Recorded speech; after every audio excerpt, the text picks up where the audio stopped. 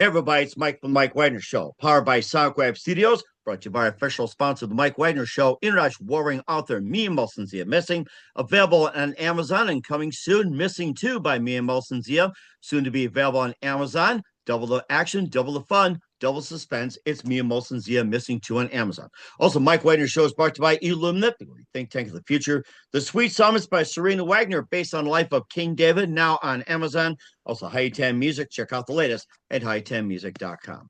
We're here with a wonderful lady who is an author, an award-winning scholar, and professor at Ohio State University, and the author and editor of 5 books.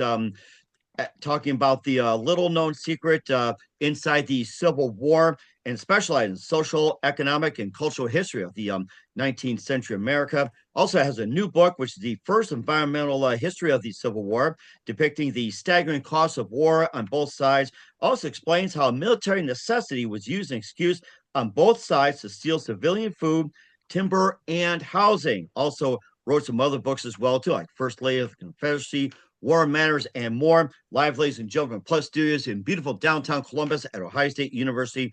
The award-winning author, scholar, and professor at Ohio State University, and author, editor of 5 books about the little-known secret war inside the Civil War. We'll be talking about the war stuff. Ladies and gentlemen, the multi-ton Joan E. Cashin. Joan, good morning, good afternoon, good evening. Thanks for joining us today.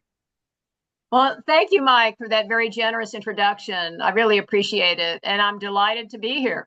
Well, it's great to have you on board as well, talking about the Civil War and other war stuff, which we'll be talking about. You're an author, award-winning scholar, and professor at Ohio State University, also author and editor of 5 books, addressing the little-known secret war inside the Civil War. You specialize in social, economic, and also cultural history of 19th century America. You have a new book, which is the first environmental history of the Civil War, depicting staggering costs of war on both sides. And also the book War Stuff, translated into Russian. It's the first book to do so. Before getting all that, Joan, tell us how I first got started. Okay. I was a college student at American University in Washington, D.C., and I was a double major in history and literature. I loved both American history and American literature, but I decided I loved history more. Oh. So I went into that field. I got a doctorate at Harvard University in American history, and I've been teaching at Ohio State for most of my career. It sounds like you have a lot as well, too. What got you interested in history and mainly the Civil War? Well, I got interested in the Civil War because it's very well documented. It's inherently dramatic. And there's a lot going on about issues that I find interesting about environmental history, material culture, race, gender, all kinds of things. And of course, you also talked about the fact that it depicts the staggering cost of war on both sides. And how does that, factor into it? Well, my most recent book, War Stuff, that came out in the English language version in 2018 and was translated into Russian last year. I wrote that book because when I was working on other projects, I kept coming across accounts of soldiers who were taking stuff from civilians. Oh, wow. And as you mentioned, they took food, they took timber, they took housing. And I kept finding this in my research. And I finally thought, there might be a book here. And I decided to do some preliminary research. And I found out that there were policies that both armies adopted at the beginning of the war about taking goods from civilians. The problem was that both armies almost always disregard their own procedures. So they took what they needed to take. Now, was that like considered illegal to be taking civilian food, clothing, housing, timber? Was that illegal from the beginning, or was it simply mutual and simply saying, "Hey, we're going to need your help"? Well, both sides adopt the Articles of War, which the U.S. wrote up in 1806. And the Articles of War give armies the power of what the articles called military necessity, meaning the armies can take whatever they need for their survival out in the field. But there were supposed to be some regulations in place to protect civilians from losing absolutely everything. There was supposed to be paperwork issued for goods that were confiscated, and they were supposed to be compensated after the war ended. There was supposed to be authorized foraging expeditions with an officer present. There weren't supposed to be freelancers just quietly leaving camp and taking food from the nearest farm that they happened to locate. But I found out that from the very beginning of the war, that both armies disregarded their own policies, and they followed that idea of military necessity, but they meant military necessity to the max. Military necessity all day, whenever the armies need something. And that was true for both the Union Army and the Confederate Army. They take from white civilians, even though they're from the two opposing armies, because the needs of the military come first. And that's something that officers and privates in both armies have in common. Mm-hmm. And what percentage would you say that the civilians were allowed to keep, and what percentage of was the military allowed to take?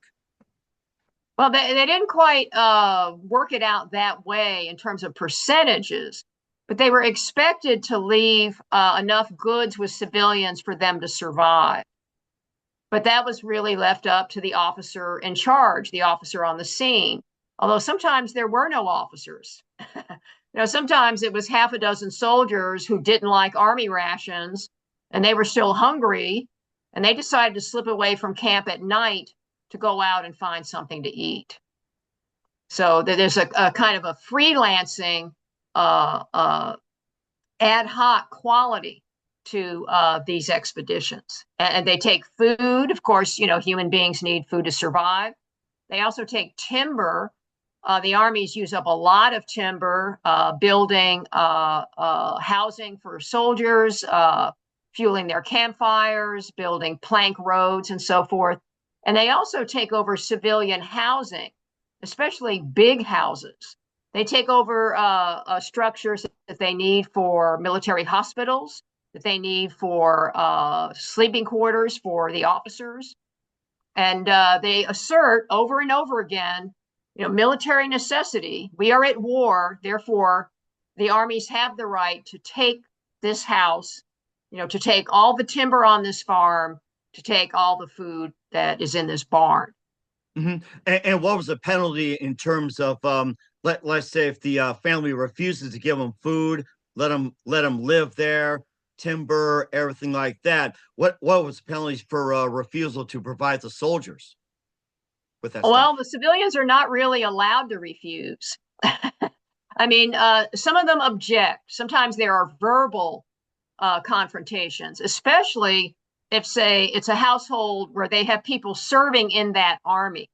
So a woman might say to a Confederate officer, my son is in the army serving, how can you take all of our food? And of course, there are some white Southerners who are pro-union, and they are shocked and offended if a Union Army officer appears and a group of soldiers start chopping down every tree on the place. And that woman may protest and say, my cousin ran away to Pennsylvania to join the Union Army, so he's fighting for the Union, but you're destroying our forest. And the officer simply responds, military necessity, we have the authority to do this. There are instances of physical confrontations. Sometimes civilians, whether you're talking about adult women, old men, young men, teenage boys, sometimes they will get into fist fights with soldiers who are trying to confiscate these goods. There are a couple of instances of civilians who kill soldiers on foraging expeditions. Really? Yes. And it doesn't happen often, but it does show up in the historical record. Mm-hmm. Now, go ahead. I'm sorry. Now I was going to ask you something. Were the civilians arrested for killing soldiers? Yes, sometimes they were, but sometimes they disappeared and the military authorities couldn't locate them. And the neighbors say they don't have any idea where they might be. And sometimes the neighbors are lying. because they sympathize with other civilians. Sometimes they may actually not know, what has happened. But these are intense struggles that go on over and over again throughout the war. And the last winter of the war in 1864-65, by that time, most civilians have figured out that both armies pose a threat to their survival. And if an army appears in the area, many civilians leave. They sometimes they literally run away. And Confederates soldiers are kind of embarrassed and uncomfortable by this, to see civilians who just take off. A village is evacuated within an hour because civilians know that any army that's coming through is probably going to threaten their well-being. But this is the reality of war in the modern world. Now, the way I think a lot of us learned about this, certainly when I was in high school and to some extent college, is that civilians are in a separate world. The war is here, and civilians are way over there. They're not really involved in the war. They're just observing. They're watching the war. Well, no, it's not like that at all. I mean, civilians are engaged, whether they want to be or not, in these struggles over material goods. And they often think that their survival matters more. If they have to choose between giving up all their livestock so that the beef cattle will be slaughtered to feed an army and keeping it for themselves, they think they should keep it for themselves. That's a pretty universal assumption among white civilians after a certain point. They think that the armies just don't have the right to do this. And that's one reason I think that the Confederacy loses the war, as the white civilian population gives up, and they withdraw their support. They think that the price they're being asked to pay is just too high. You talk about the Confederates and the whites, being involved in this. Were the slaves ever used in the war? Oh yes, both armies see the slave population, especially slave men, as a population that they want to make use of. Confederates will often just commandeer slave men from a farm or plantation if they need workers to, say, build a bridge. They just show up, and if the master is there, if the master is not in the army, they will say, we need 25 men, and they're not asking. They assert that they have it's the like right demand, to, yes. Yeah, exactly. Military necessity. They have the right to make use of the slave population. But the Union Army also will sometimes employ civilians, white and black, and sometimes there's a coercive element. They say that we expect you to be here at dawn tomorrow to work on this bridge. And sometimes, white men show up as expected. Sometimes they will bring slaves with them. Sometimes free black men are happy to work for the Union Army because they see this as an opportunity to help advance the cause of freedom. But it's the same working assumption that civilians have to cooperate. They have to assist in the war effort. Okay. You talk about some of the problems you have in the Confederacy, like, if they run away, if they come. What about the Union, though? It's like, same situation. What result on that one? I'm sorry. Could you please repeat the question? You talked about where the Confederates were embarrassed when the families would run away. You talk about the situation. What about in the side of the Union? Well, we know that not all white Southerners support secession or the Confederacy. In the election of 1860, about 60% of white men in the slave states voted for secession. Now, that's a numerical majority, obviously, but that still indicates that there is substantial opposition to the war from the very beginning. And a lot of those men joined the Union Army. Lincoln read the election results, and he made sure that recruitment stations were set up in the border states so that white men from the upper South could get there and volunteer. And when the Union Army moved through different parts of the Confederacy, it accepted volunteers on the spot. The usual estimate is about 100,000 white men from the Confederate states served in the Union Army. Now, the numbers are obviously bigger for the Confederate Army. The usual estimate is 750,000. But 100,000 people is still a lot of people. And these are men who are willing to serve in uniform in combat. There are also dozens of pro-Union guerrilla bands inside of the Confederacy. These tend to be populated by white men who are either too old or too young to serve in the regular army. And they commit a lot of raids at night. They set fire to Confederate supply depots. They sometimes ambush or shoot Confederate troops going by. So the civilian population is restive and impossible for either army to control. And both armies have officers who recognize this pretty early, and they find it frustrating. Many Confederate officers are surprised at the depth of the opposition, not just from pro-Union white Southerners, but from people who are pro-Confederate. They just expect the civilian population to acquiesce. And I must also add, there are also apolitical people in the South who don't have strong loyalties one way or the other. And that's true for every war. In every society, there are always some people who are just not interested in politics and are concerned only with their own immediate lives. And they want to be left alone. They don't want to have to support either army.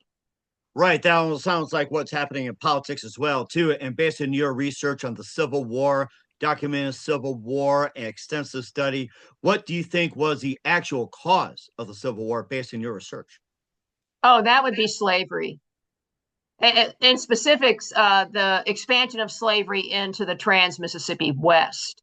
And that had been a red hot issue in American politics for a decade before the war, really starting in the 40s, the 1840s, with the U.S. victory in the Mexican War. The U.S. acquired a lot of territory. Basically, the U.S. got the top third of the country of Mexico. And now that question has to be dealt with. Will that new land turn into slave states or free states? And these various compromises are kind of patched together. There's a compromise in 1850. People think, well, that's the end of it. We'll never have to think about this again. But it doesn't really hold because there are irreconcilable ideas about the West. The West represents the future. Will slavery expand into the Trans-Mississippi West so that maybe the country might end up being largely a slave society? Maybe the West will fill up with slaves working on farms and plantations and, various other occupations. After all, if slaves can do any kind of labor, that's been true for thousands of years. They're workers and they can do every kind of work. And the Republican Party was founded in the mid-1850s in part by Northerners who were worried about the growing aggression of slave owners in the South, that they might just take over the entire West, so that the free states would ended up being more or less surrounded by the slave South and the slave West. And when Lincoln ran for president in 1860, he said the expansion of slavery has got to stop. No more additional slave states out West. Although I have to add, Lincoln was not an abolitionist as people understood it at that time. He did not advocate for full, immediate, complete emancipation. He's a moderate by the standards of 1860, but he's still the first anti-slavery presidential candidate And when he won the election in 1860, it terrifies the slave owning class in the South because they see this as kind of the opening wedge. You know, if any kind of anti-slavery figure gets into the White House, that means that the institution is probably going to be destroyed. But Mm-hmm. it seems to be the case that Lincoln meant what he said. You know, when Mm-hmm. he ran for president, he said he was in favor of stopping slavery's expansion, but he had no intention to end slavery where it had long existed. Just one question about Abraham Lincoln. You mentioned about not being abolitionist, like as most people had detected, written in journals, the press, and everything else. Do you think that was one of the issues that caused him to get assassinated, or was it a totally different issue? Why Lincoln got assassinated? It had to do with slavery, or was it totally different? Oh, it has to do with slavery and racial equality. The assassin, John Wilkes Booth, as almost everybody knows, was a prominent young actor. He was from a family of prominent actors. He was a star of the theater in the 1850s and 60s. But his politics are also deeply conservative. And he's from a slave state. He grows up in Maryland. And he was pro-slavery and deeply hostile to Abraham Lincoln.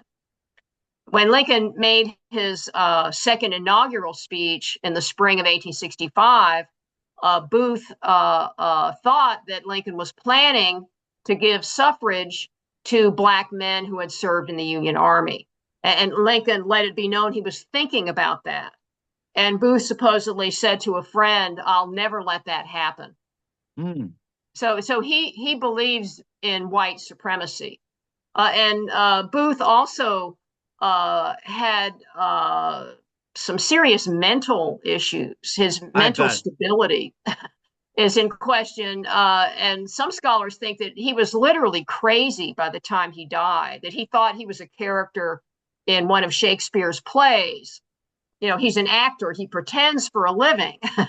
But Right, that just like last many people do when they're in the Hollywood, they pretend for a living, get paid millions of it. Yes, that is true.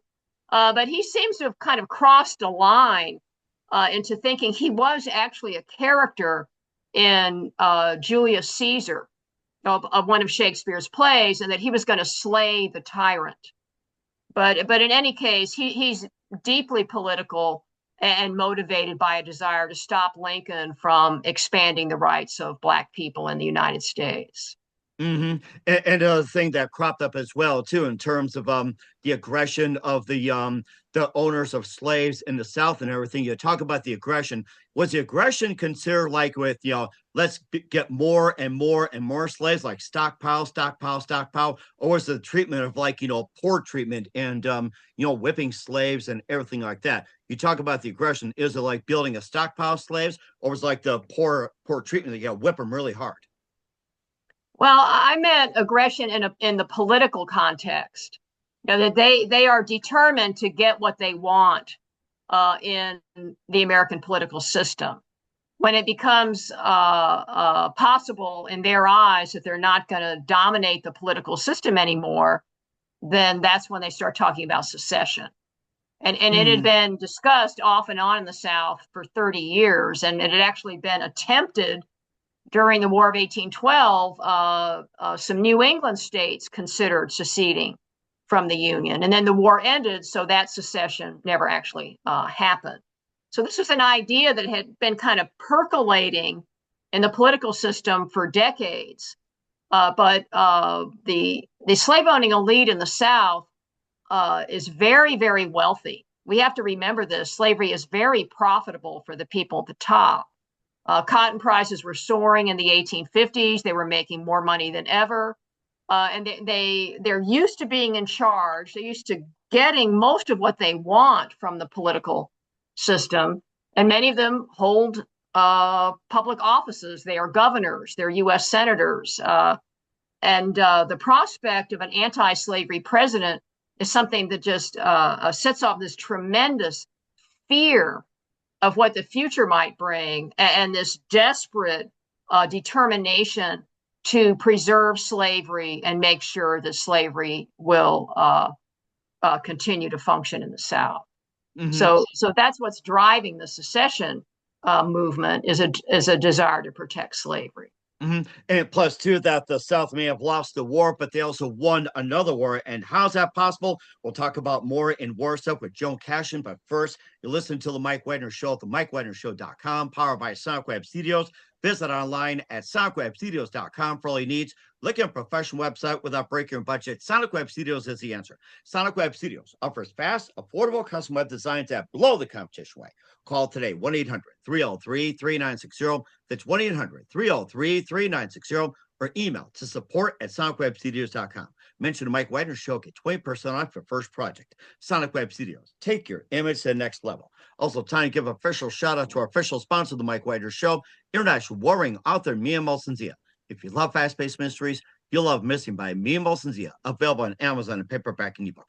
Missing is fast-paced and intriguing with an unforgettable twist. Takes place in 4 countries, 2 strangers, 1 target, where truth is illusion and those who love be the first go missing. It's available on Amazon in paperback and ebook.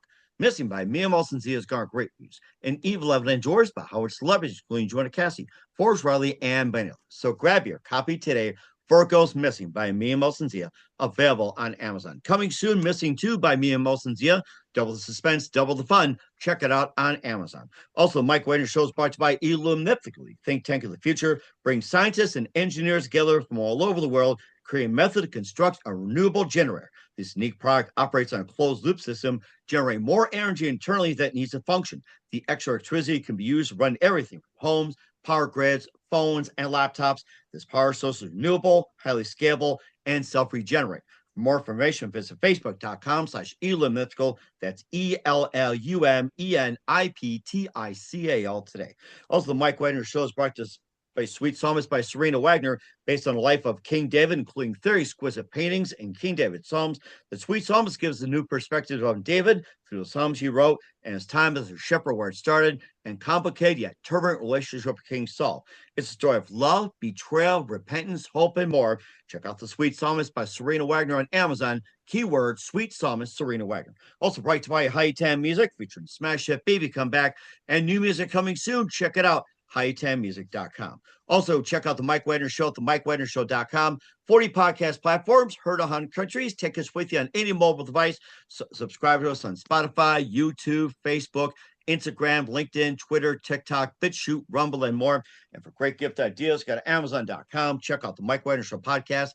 T-shirts, pop sockets, throw pillows, tote bags, hoodies. Makes great gifts 24/7. Go to Amazon.com. Check out the Mike Wagner Show podcast if you're interested. Email to the Mike Wagner Show at gmail.com, or leave a comment in the audio or video section. And for more great gift ideas, Amazon.com/Mia Molson-Zia for great books and merchandise and more. And support the Mike Wagner Show on Anchor FM, PayPal, and the MikeWagnerShow.com. We're here with the amazing author, award-winning scholar, and professor at Ohio State University, Joan E. Cashin, here on the Mike Wagner Show. And before we get back to more of the war stuff, and getting back to how the South lost the war, but winning a war, you also wrote some other books like First Lady of the Confederacy, and also A Family Venture, Men and Women in the South Frontier, War Matters, and more. And tell us about some of those books. Okay. Well, a moment ago, you were talking about people who lost the war but won the peace. Correct. Yes, that's a really interesting historical process. As soon as the war ends, the ex-Confederate elite starts trying to shape the collective memory. And they turn out to be very good at that. They're actually better at that than they were at waging war. But they're trying to sanitize and glamorize the war effort. And they put together this series of fantasies, that all white Southern men voted for secession. That's not true. That they all served in the Confederate Army and did so eagerly. That's not true. That if there was any wrongdoing by armies during the war, it was always the evil Yankee army. Confederates would never take anything from civilians. And also that the message to white Southerners is you must agree with this set of fantasies. It's supposed to be central to it's supposed to be central to your identity.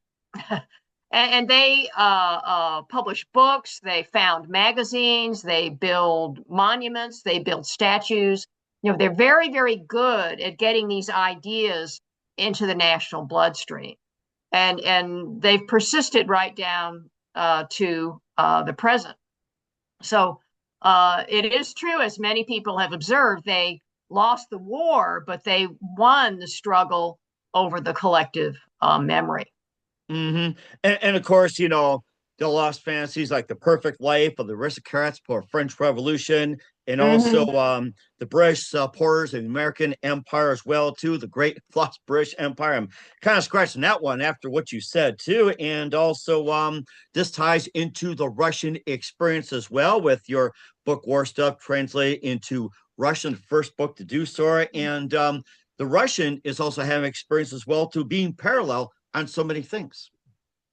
Yes, there are a good many parallels regarding how Russian civilians have experienced war. I mean, when Napoleon invaded in the 19th century, when Hitler invaded in the 20th century, those armies took everything. They laid waste. They seized every material resource that they thought that they needed.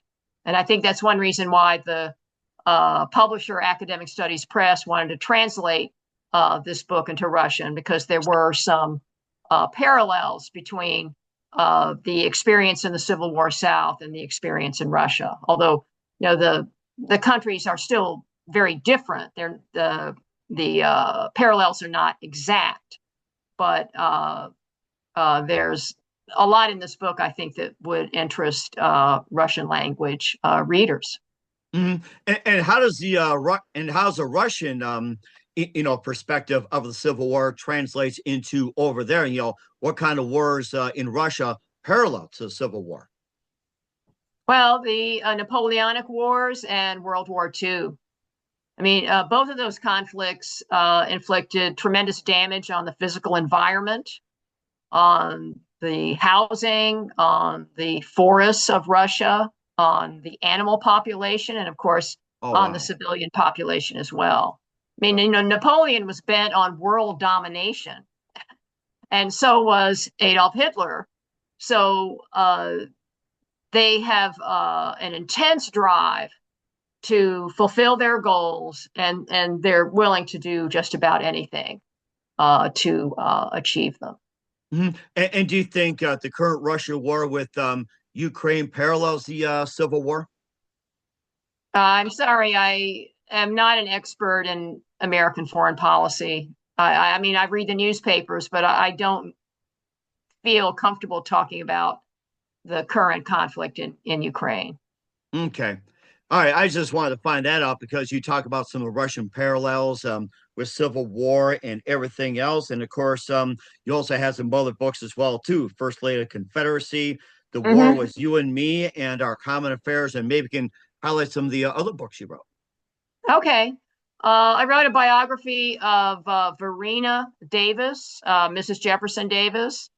I came across some of her correspondence when I was working on other projects. That's often how I get my ideas for my books.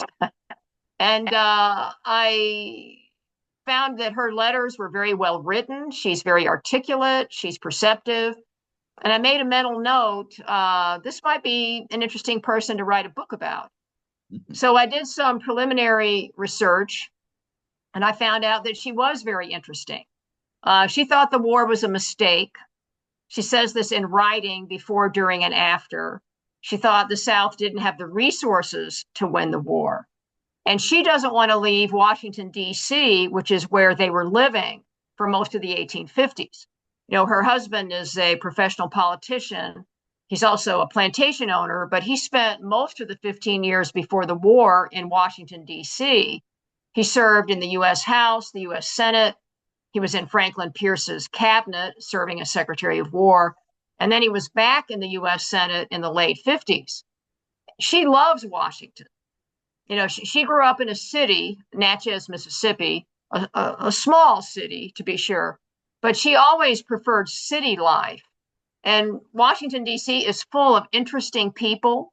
She has friends from all parts of the United States. She feels like that they have a good life in Washington, and she does not want to leave. Plus, she has relatives in the North and the South. Her grandfather, Howell, her maiden name was Howell, Howell. Her grandfather was a Revolutionary War veteran from New Jersey, who then served as the governor of New Jersey after the Revolution. He knew George Washington and Ben Franklin. He's a very prominent figure in the history of New Jersey. Her father served in the War of 1812, and after the war ended, he and some of his friends decided that they would go west. And the west of the 18 teens was the Mississippi River Valley. So he and one of his brothers settled in Mississippi, but he has quite a few brothers and sisters who stay in New Jersey, and some of them live in Pennsylvania. She went to boarding school in Philadelphia and was very fond of her relatives in the city. And while she was living in Washington, D.C., they visit back and forth. So her northern kinfolk mean a lot to her. She loves them and corresponded with some of them secretly during the war and for years afterwards. But anyway, during the secession crisis in 1860-61, she makes several rather astonishing comments. She tells her friends in Washington that if the South secedes, the whole thing will be a failure. When she was getting ready to go to Richmond in early 1861, she said in a letter to her mother, whom she loves very much, she confides things in her mother that she doesn't say to most people. She said that this isn't going to work. She says this will end badly. And when it's all over, I will run with the rest. Meaning they're going to be running for their lives when this is over, and that is actually what happened in 1865.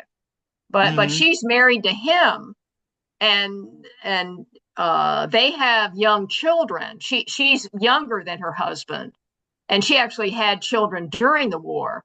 The divorce law in Mississippi is very strict, and it certainly does not allow divorce on the grounds of political incompatibility. or irreconcilable differences. Right. Their version of irreconcilable differences, definitely.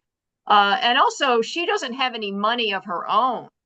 Her father was a merchant who went bankrupt.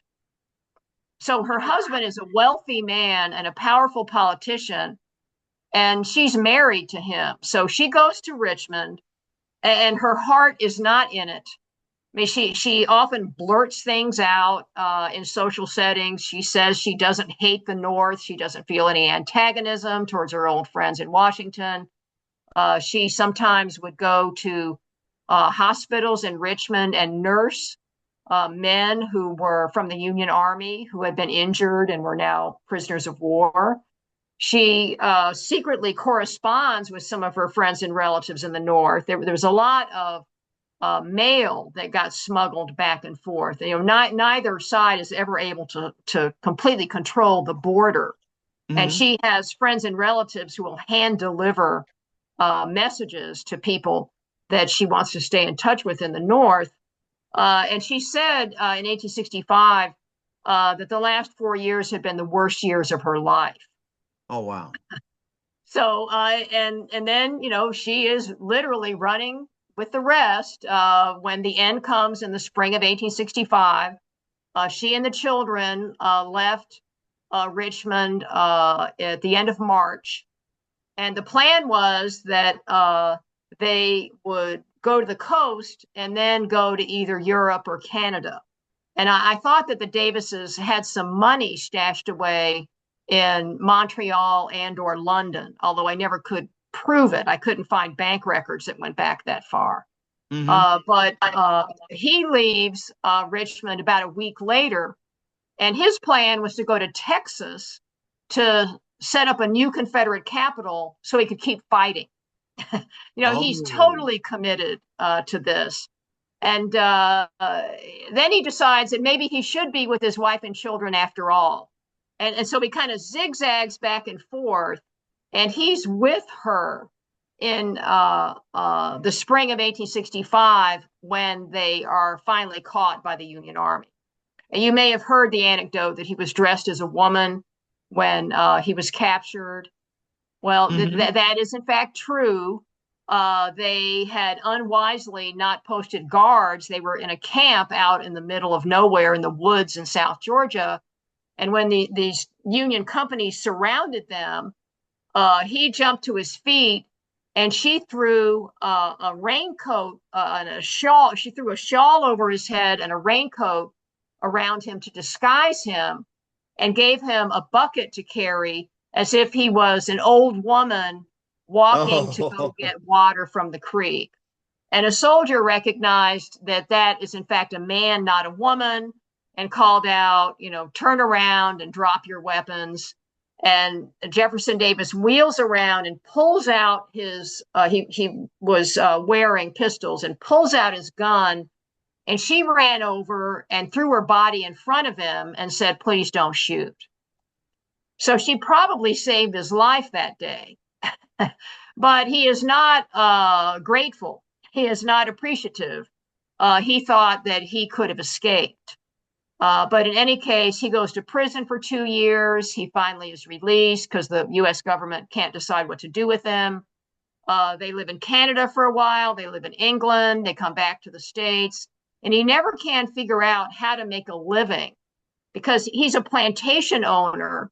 He doesn't know very much about, finance or money. He works for an insurance company, and that doesn't work out. And finally, they end up living in a house that was given to him by a wealthy widow who felt sorry for him. oh, wow. Yeah, and he dies in 1889, and the next year she moved to New York City.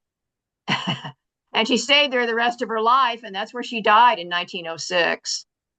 She got a small salary from the newspaper editor Joseph Pulitzer, who had met her along the way and thought that she was interesting, and he asked her to write some columns for the newspaper. She published a book on etiquette. She's able to kind of eke out respectable living in New York. She was never again wealthy, but she wanted to live in a city, and she wanted some of the anonymity that New York City would provide. Hmm. Although, truthfully, she never can just blend in because her husband is famous or infamous, and people know who she is. But she enjoys her life in New York. She actually met Julia Dent Grant outside of New York, the widow of U.S. Grant. They met by accident at a hotel Hmm. outside of the city when they were both staying there. They got to be personal friends. They liked each other and they had lunch together. Their children became friends. And when Verena Davis died, the Grant family sent some flowers to the family. So her life is full of surprises and contradictions.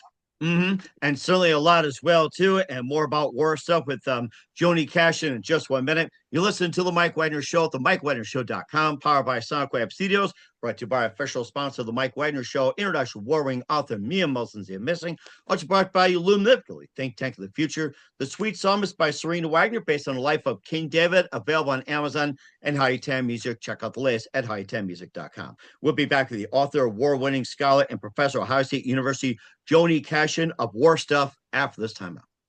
We're back with the author of War Stuff, Joan E. Cashin, here on the Mike Wagner Show. And just one more thing, Joan, where can we find all your works at? And how can people get a hold of your book?